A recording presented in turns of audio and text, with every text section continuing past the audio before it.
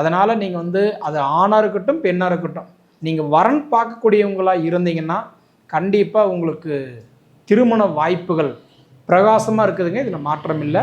அதே மாதிரி இந்த காதல் கல்யாணம் நான் விரும்பிட்டு இருக்கிறேங்க, லவ் பண்ணிட்டு இருக்கிறேன், எனக்கு வந்து அதே எனக்கு ஆகுமா, அது உங்களுடைய இண்டிவிஜுவலான விஷயம். உங்கள் ஜாதகத்தில் அந்த வாய்ப்பு இருந்தால் அதே உங்களுக்கு வாழ்க்கை அமையறதுக்கு கூட கண்டிப்பாக ஒரு வாய்ப்பு உண்டு.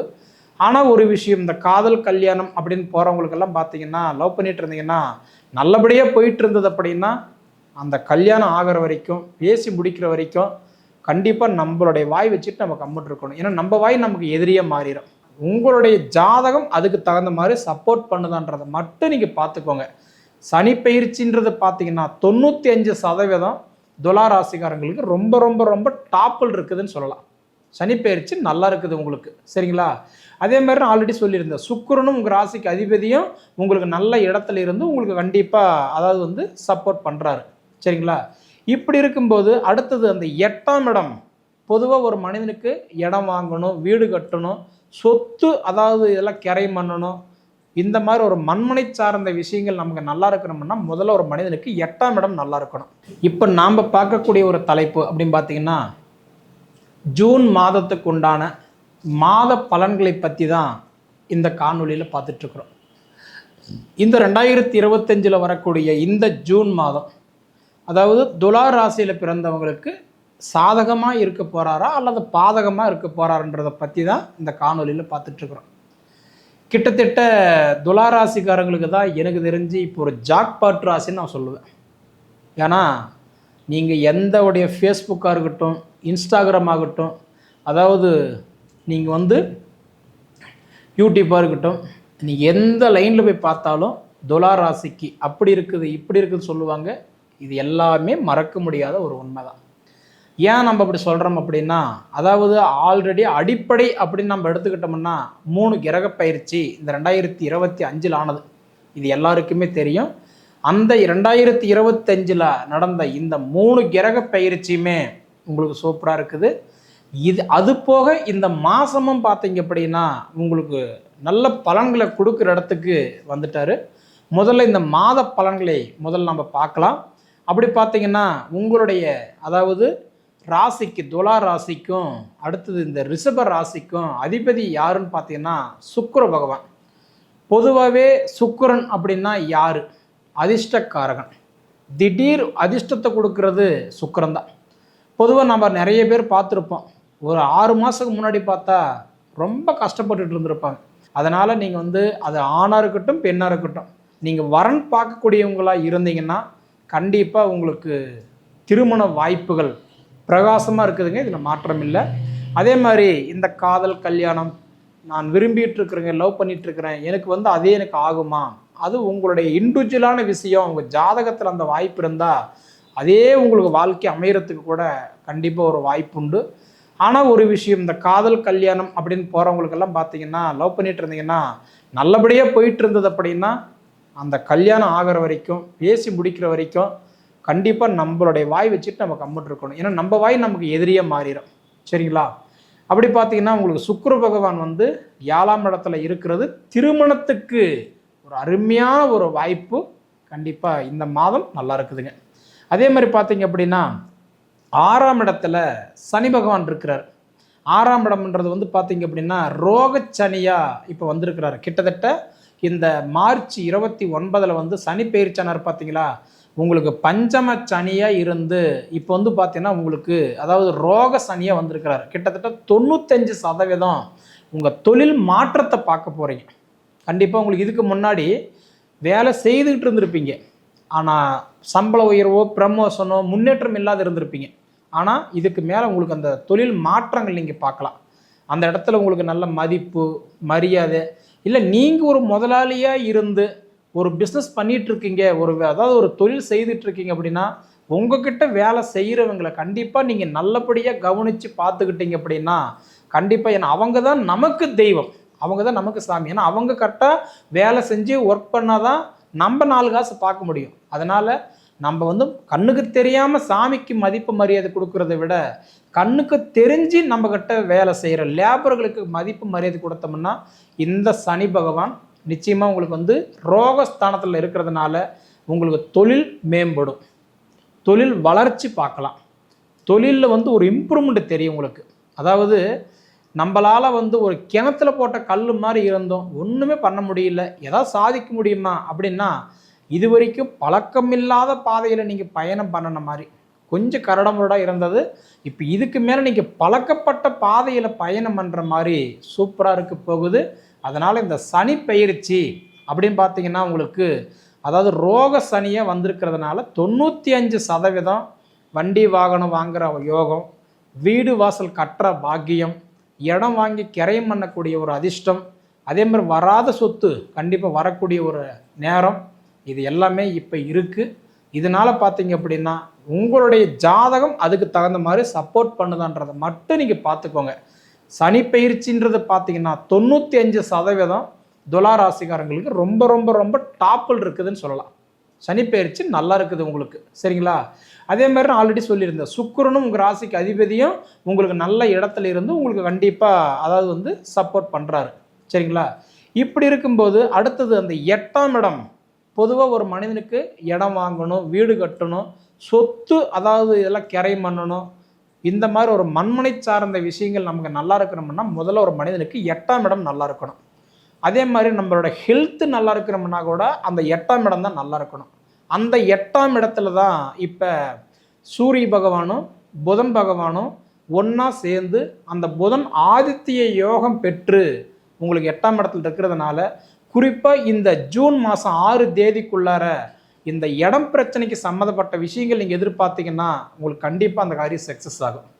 அதே மாதிரி இந்த படிப்பு சம்மந்தப்பட்ட கேள்விகள் இருக்குது பார்த்தீங்களா, அதாவது நம்ம சக்திக்கு மீறி நம்ம எங்கேயாவது இறங்கிடுவோமோ, இல்லை நம்ம தகுதிக்கு உட்பட்டு இது செய்யலாமா, இல்லை நம்ம சக்திக்கு மீறி ஒரு காரியம் செய்யலாம்னு நினச்சிங்கன்னா நான் என்ன கேட்க சொல்கிறேன்னா, நீங்கள் யோசிக்க வேண்டாம்.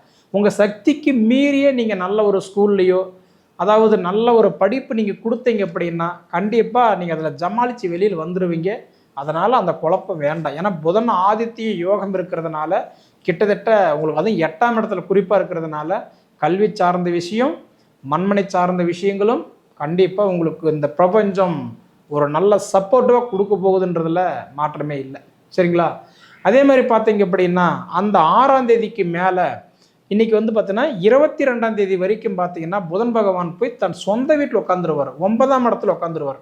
அப்படி 9ஆம் இடத்துல உட்காந்துட்டாருன்னா பாக்கியஸ்தானத்தில் போய் புதன் பகவான் உட்காரும்போது அயல்நாடு, வெளிநாடு, வெளி மாநிலம், இப்போ புதுசாக இப்போ காலேஜ் எல்லாம் சேர்க்குறதுக்கு குறிப்பாக இந்த டாக்டர் லைனில் நீங்கள் வந்து முயற்சி எடுக்கிறவங்களுக்கெல்லாம் கண்டிப்பாக உங்களுக்கு நீங்கள் நினச்ச மாதிரி ஒரு ஆப்பர்ச்சுனிட்டி கண்டிப்பாக உங்களுக்கு கிடைக்க போகுதுன்றது தான் நான் சொல்லுவேன், சரிங்களா?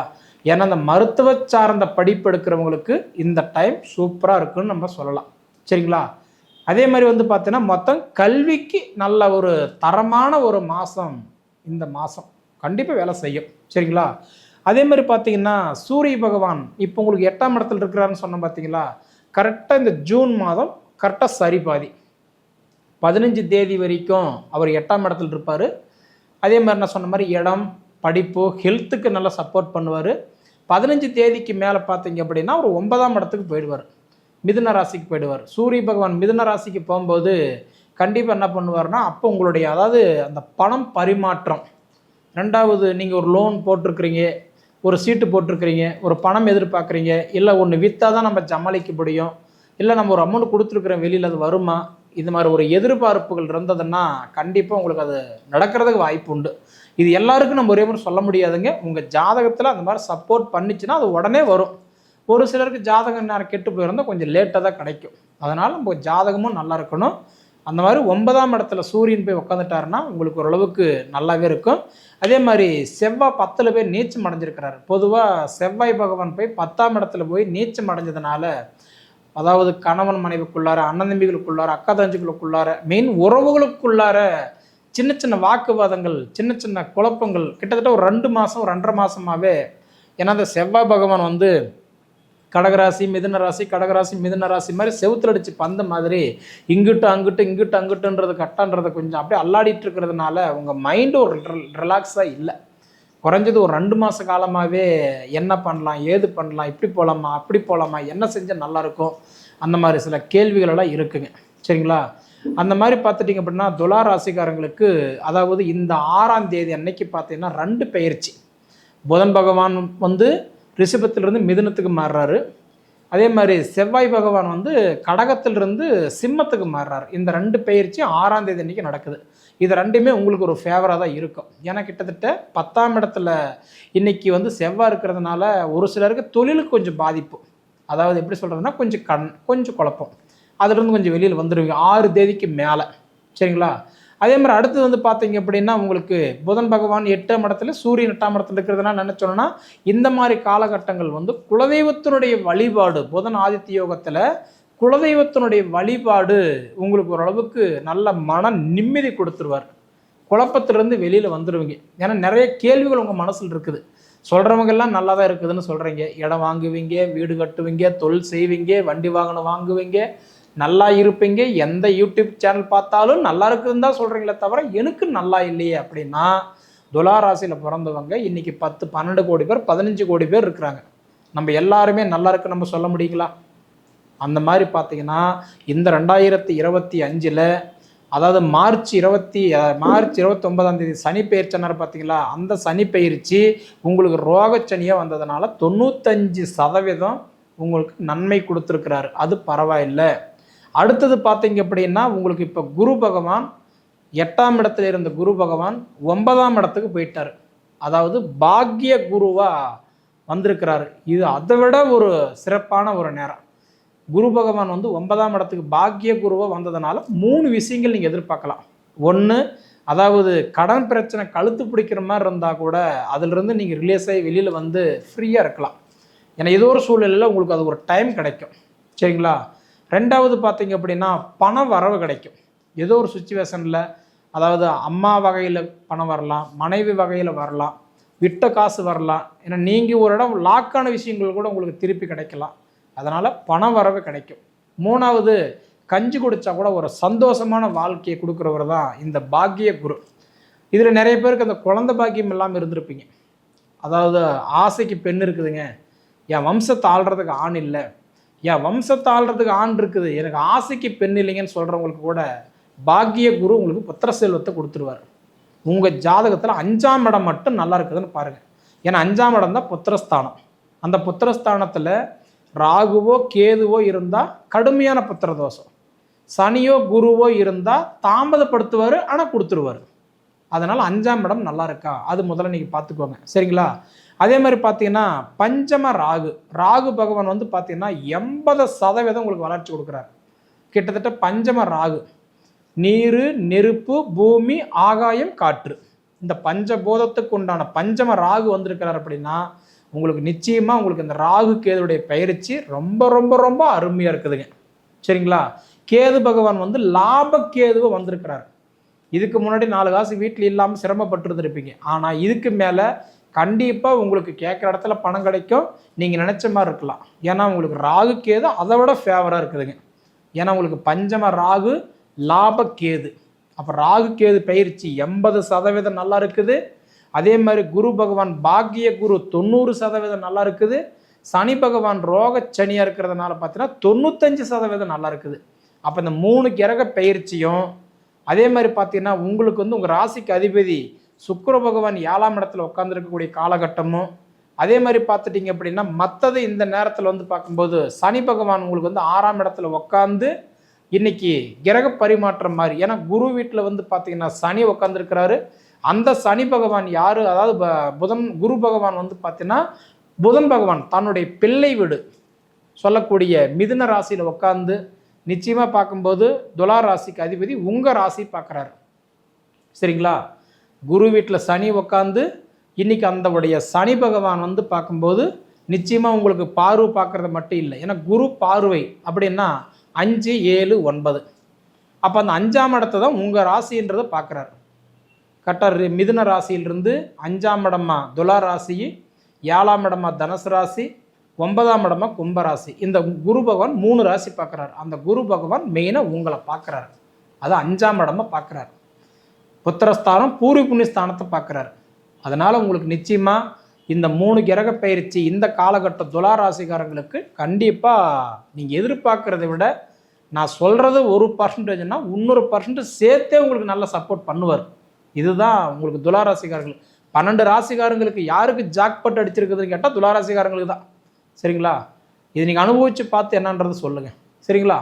சரி நேயர்களே, உங்கள் பொன்னான நேரத்தை ஒதுக்கி எவ்வளவு நேரம் என்னுடைய காணொலியை நீங்கள் முழுமையாக பார்த்ததுக்கு மனசிலிருந்து கேட்டுக்கிறேனுங்க. நன்றி.